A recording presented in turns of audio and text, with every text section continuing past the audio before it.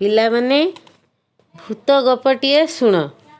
ଚାରିପାଖ ପାହାଡ଼ ଘେରା, ମଝିରେ ଗଢ଼ି ଉଠିଥାଏ କେତୋଟି ବସ୍ତି। ସେହି ବସ୍ତିରୁ କିଛି ବାଟ ପରେ ଆମ୍ବ ତୋଟାଟିଏ ଥାଏ। ବସ୍ତିର ଗୋଟିଏ ବୁଢ଼ୀ, ତାର କେହି ନାହାନ୍ତି। ବୁଢ଼ୀଟି ସବୁବେଳେ ଆମ୍ବ ତୋଟାରେ ବୁଲୁଥାଏ। ଯାହା ଆମ୍ବ ପାଏ ସବୁତକ ଏକୁଟିଆ ଖାଏ, କାହାକୁ ଗୋଟେ ହେଲେ ଦିଏ ନାହିଁ। ବସ୍ତିର ପିଲାମାନେ ଯେତେଥର ଆମ୍ବ ତୋଟାକୁ ଯାଆନ୍ତି, ଗୋଟେ ହେଲେ ଆମ୍ବ ପାଆନ୍ତି ନାହିଁ। ମନେ ମନେ ବୁଢ଼ୀ ଉପରେ ରାଗନ୍ତି। କିଛି ଦିନ ପରେ ବୁଢ଼ୀଟି ମରିଗଲା। ତାକୁ ବସ୍ତିର ଲୋକେ ନେଇ ଆମ୍ବ ତୋଟାରେ ପୋଡ଼ିଦେଲେ। ସେ ବୁଢ଼ୀର ଆତ୍ମା ଆମ୍ବ ତୋଟାରେ ରହିଗଲା। ସେ ଆମ୍ବ ତୋଟାକୁ ଯିଏ ଗଲା, ତାକୁ ସେ ଡରାଇଲା। ପିଲାମାନଙ୍କ ଚିନ୍ତା ବଢ଼ିଲା। କୁହାକୁହି ହେଲେ, ଏ ବଦମାସ ବୁଢ଼ୀ ବଞ୍ଚିଥିଲା ବେଳେ ସବୁତକ ଆମ୍ବ ନେଇ ଖାଉଥିଲା, ମଲା ପରେ ବି ଆମକୁ ଗୋଟାଏ ହେଲେ ଆମ୍ବ ଦେଉନାହିଁ କି ତୋଟାକୁ ବି ଛାଡ଼ୁନାହିଁ।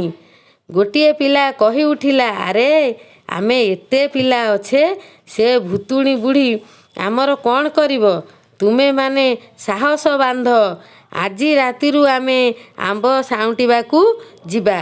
ତାପରେ ସବୁ ପିଲାମାନେ ସାଙ୍ଗ ହୋଇ ରାତିରୁ ଉଠି ଆମ୍ବ ତୋଟାକୁ ଚାଲିଗଲେ। ତୋଟା ପାଖରେ ପହଞ୍ଚି ଦେଖିଲେ, ଭୁତୁଣୀ ଚୁଟି ମୁକୁଳା କରି ଆମ୍ବ ଡାଇରେ ଝୁଲୁଛି। ପିଲାମାନଙ୍କୁ ଟିକେ ଡର ଲାଗିଲା। ଭୁତୁଣୀ ପିଲାମାନଙ୍କୁ ଦେଖିଦେଲା, ସଙ୍ଗେ ସଙ୍ଗେ ଗଛରୁ ଓହ୍ଲାଇ ଆସିଲା। ବିକଟାଳ ଗର୍ଜନ କରି ଟେକା ଭୁଷା ଗଦା କରି ପକାଇଲା। ପିଲାମାନଙ୍କୁ ଡରାଇବାକୁ ଲାଗିଲା। ପିଲାମାନେ ବହୁତ ଡରିଗଲେ। ବୁଢ଼ୀ କହିଲା, ଆରେ ତୁମର ଏତେ ସାହସ? ମୁଁ ଏ ଆମ୍ବ ତୋଟାରେ ଅଛି, ତୁମେ ଜାଣିକରି ଏଠାକୁ ଆସିଛ? ଆଜି ମୁଁ ତୁମକୁ ଛାଡ଼ିବି ନାହିଁ। ତୁମ ଆମ୍ବ ଖିଆ ଏବେ ଛଡ଼ାଉଛି। ବୁଢ଼ୀ ଗୋଟାଏ ଆଲୁଅ ଜାଳି ଆମ୍ବ ତୋଟା ସାରା ଝମ୍ ଝମ୍ ହୋଇ ଦୌଡ଼ିଲା। ପିଲାମାନଙ୍କ ଆଡ଼କୁ ଅନାଇ କହିଲା, ଆଜି ତୁମ ଅବସ୍ଥା କ'ଣ କରୁଛି ଦେଖ। ତୁମେ କ'ଣ ଏତେ ସାହସ? ମୁଁ ଥାଉ ଥାଉ ଆମ୍ବ ତୋଟାକୁ ଆସିଗଲ? ତୁମ ବେକ ମୋଡ଼ି ଜଣ ଜଣକୁ ମାରିଦେବି। ତୁମ ତଣ୍ଟି କଣା କରି ରକ୍ତ ପିଇଯିବି।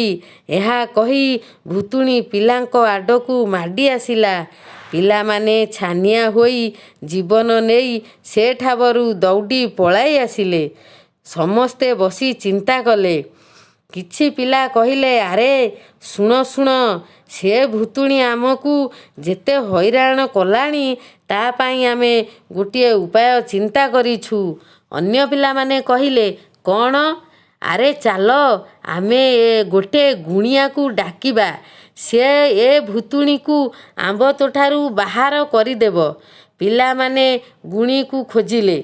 ଦେଖିଲେ ଜଣେ ବାବା ଆସୁଛନ୍ତି।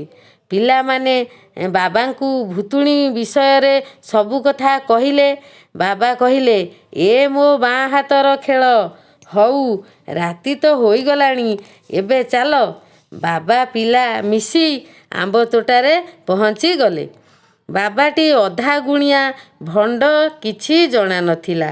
ପିଲାଙ୍କ ଆଗରେ ଜୋରରେ ଭାଉ ଖାଇଲା। ବାବା କହିଲେ, ହଉ ଦେଖ, ମୁଁ କେମିତି ଅନର୍ଗଳ ମନ୍ତ୍ର ପଢ଼ିବି। ଭୁତୁଣୀ ଦୌଡ଼ି ଦୌଡ଼ି ପଳାଇବ।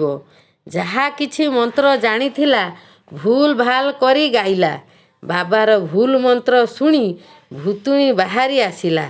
କହିଲା, ହେ ଭଣ୍ଡ, ମୁଁ କରୁଛି ତୋର କି କାଣ୍ଡ?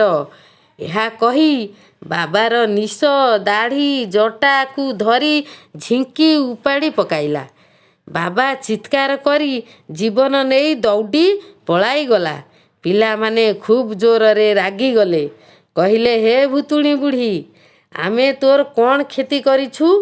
ତୁ ଆମକୁ ହଇରାଣ କରୁଛୁ? ଭୁତୁଣୀ କହିଲା, ନାଇଁରେ ପିଲେ, ତୁମେ ମୋର କିଛି କ୍ଷତି କରିନାହଁ। ମୋର କେହି ନଥିଲେ। ମୁଁ ରୋଗରେ ପଡ଼ିଥିଲି।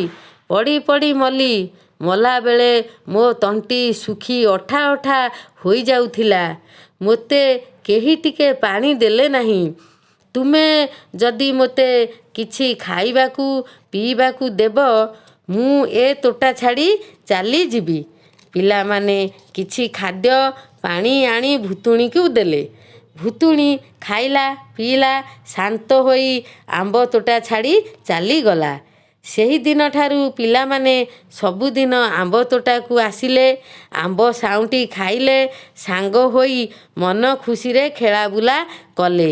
ସମସ୍ତେ ମିଶି ଚେଷ୍ଟା କରିବାରୁ ବିପଦ ହଟିଗଲା। ଏ ହେଉଛି ଏକତାର ବଳ।